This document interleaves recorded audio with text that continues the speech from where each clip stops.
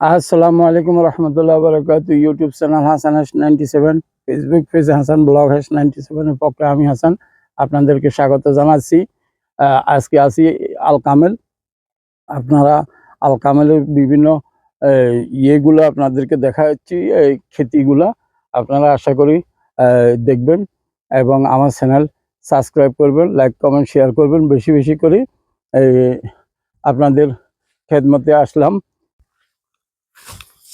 বন্ধুরা, জুয়েল ভাইয়ের জমির ইয়েতে মরিচের ক্ষেতটা দেখতেছি। এটা হলো করলার ক্ষেত।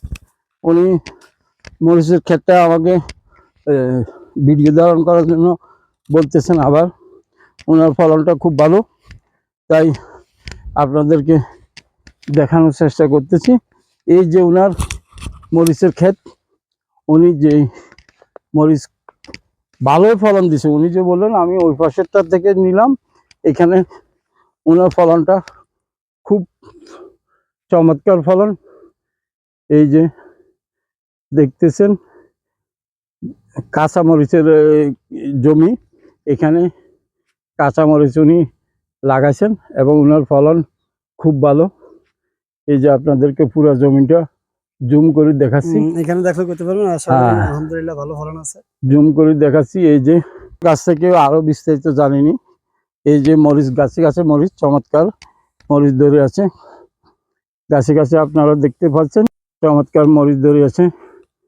জুয়েল সব দেখানোর চেষ্টা করতেছেন। এই যে গাছে গাছে মরিচ, চমৎকার ফলন। এই যে মরিচ সম্বন্ধে আপনি কিছু বলুন দর্শকদের উদ্দেশ্যে। দর্শকের উদ্দেশ্যে কি বলবো, এগুলো যারা করে তারা প্র্যাকটিক্যালি ভাবে কিছু মেডিসিন ব্যবহার করে। বা আচ্ছা, কি কি মেডিসিন লাগে আপনার এই মরিচ ফলনে? মনে করেন যেমন এখানে একটা ভিটামিন আছে, ভিটামিন লাগে। আচ্ছা, কালাফাস, সাদা ফাস। আচ্ছা, কালাফাস সার, সাদা সার। হ্যাঁ, কালা সার, সাদা সার। আচ্ছা, এখানে একটা আপনি মানে আমাদের দেশে গোবর, গোবর, যেটাকে গরুর গোবর ব্যবহার করে, গোবর ব্যবহার করা হয়। আচ্ছা, আর কন্টিনিউ পানি, আর কন্টিনিউ পানি।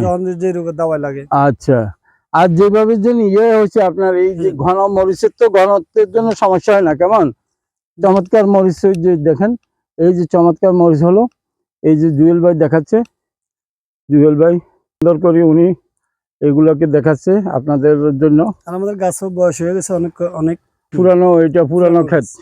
আর একবার লাগালে মরিচ কত বছর চলে? 1 বছর। 1 বছর। এখন এটার বয়স কতদিন হয়েছে? এটার বয়স প্রায় 7-8 মাস। 7-8 মাস হয়ে গেছে। তারপরে মাশাআল্লাহ পুরো গাছে সব মরিচ আছে, ফলন আছে। আচ্ছা, এগুলো আপনি বিক্রি করে আপনার কেজি কত করে বিক্রি করেন?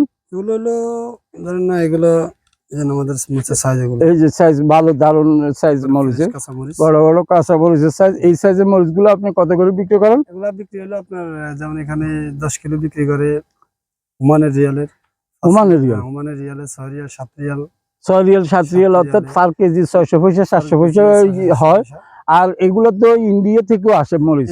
ইন্ডিয়ার গুলো তো মনে হয় বেশি দামে বিক্রি হয়। না, ওগুলো সস্তা ওমান থেকে। ইন্ডিয়ার মরিচ গুলো যখন ওমানে ঢোকে তখন এই দেশে সামানের দামটা কমে যায়। আমাদের দেশের মধ্যে, তাহলে আমাদের দেশে যেরকম ইন্ডিয়ার গরু আসি, যে গরু কোরবানি গরু মাছ দিয়ে দেয়, আর এরকম সবকিছু এখানে ইন্ডিয়ার মরিচ যখন এই দেশে আসে তখন কমে যায়, কমে যায়। এখন যখন ইন্ডিয়ার মরিচ আসে না, তখন আপনারা এগুলা একটু দাম পান। 10 কেজি পাইকারি বেচেন 6 রিয়াল 7 রিয়াল। ওই সময় 8 রিয়াল 10 রিয়াল হয়ে যায়। 8 রিয়াল 10 রিয়াল, অর্থাৎ পার কেজি 1 রিয়ালও বিক্রি করতে পারেন এবং 500 পয়সা 600 পয়সাও বিক্রি করেন, 400 পয়সাও বিক্রি করেন। তো বন্ধুরা, আপনারা জানতে পারছেন জুয়েল ভাইয়ের কাছে যে মরিচ সম্বন্ধে। উনার মরিচের যে জমিটা খুব দারুণ, মরিচ ফলনও খুব দারুণ হয়েছে। আশা করি আপনাদের কাছে ভালো লাগলো এবং আপনারা অভিজ্ঞতা অর্জন করতে পারলেন প্রবাসের বাইরে কিভাবে পয়সা উপার্জন করেন। এই মরিচের অংশ থেকে আপনার মাসিক হিসাব না সিজন ওয়ারি বছরে? না, এখানে আবার ইচ্ছে হয়তো সকল কিছু বিক্রি করার পরে মাসে নফরে মানুষের বেতন টেতন, বাগান ভাড়া, কারেন্ট বিল, এভরিথিং অল সবকিছু মেনটেন করে আর কি একটা মাসে কত টাকা আসে ওরকম একটা হিসাব। ওরকম একটা হিসাব। সর্বকিছু মিলিয়ে আপনার মাসে কত পর্যন্ত আপনার ইনকাম থাকে? আসে 50-60 75, এর নিচেও আসে, আবার 30-40 আসে বা 50-60 পরিস্থিতি যখন যেভাবে আপনাকে ইয়া করে। বাগানে মাল আছে, মার্কেটে মাল টানে, তার একটু ইনকাম ভালো থাকে। তো মোটামুটি আপনার কথা বোঝা যাচ্ছে যে না, আপনারা যারা বাগান লিজ নিয়ে করতেছেন মোটামুটি ভালোই আছেন। ভালো আর আলহামদুলিল্লাহ। ওরাও তো মোটামুটি ভালো আছে, 30-40 হাজার টাকা বেতন পাচ্ছে, হ্যাঁ, খানা খাইতেছে সব কিছু, যেমন খাওয়া দাওয়া সব আপনার 2-3 টাইম চা আছে, তারপরে 1 টাইম ঠান্ডা আছে, 3 বেলা খানা আছে, তিন বেলা খানা, এক টাইম চা, এক টাইম ঠান্ডা, তার 3 টাইম ঠান্ডা, চা। এই তিন বেলা চা, তাহলে এগুলা মিলে তো এক একজনের পিছনে ওমানে 30 থেকে 40 রিয়াল খরচ। হ্যাঁ, তো 40 রিয়াল হলে বর্তমানে প্রায় কান্দি আপনার কত হচ্ছে, 15,000 টাকা পড়ে, 12-13 হাজার টাকা খানা 12-13,000 খরচও টাকা পড়ে যায়। ওইখানে বেতন দিচ্ছেন 40, এখানে 12-50-60 হাজার টাকা। আমারই সেরকম। বাংলাদেশের একজন দ্বিতীয় শ্রেণীর কর্মচারীর বেতন এরকম নাই। না, না, না, বর্তমানে এরকম একজন হবে না। সচিব পায় মানুষ 70-80 হাজার টাকা। তাহলে ওই হিসাবে তো অনেক ভালো আছে ওনারা। হুম। আচ্ছা বন্ধুরা, শুনতে পাচ্ছেন জুয়েল ভাইয়ের কাছ থেকে। আশা করি আপনাদেরও, আমি হাসান আপনাদের খেদমতে এই যে ধারণ করলাম ভিডিওটা, আশা করি আপনাদের ভালো লাগলে লাইক কমেন্ট শেয়ার করবেন। এবং জুয়েল ভাইও নাকি একটা আইডি চালায়, সেটা আমি ইয়ে দিয়ে দিব, ওনার আইডিটা সাবস্ক্রাইব করে দিন, আমারটা সাবস্ক্রাইব করেন, ফলো করেন। ইনশাল্লাহ সবাই ভালো থাকেন। এই আল কামেল ওমান থেকে আমি হাসান বিদায় নিচ্ছি। আল্লাহ হাফেজ।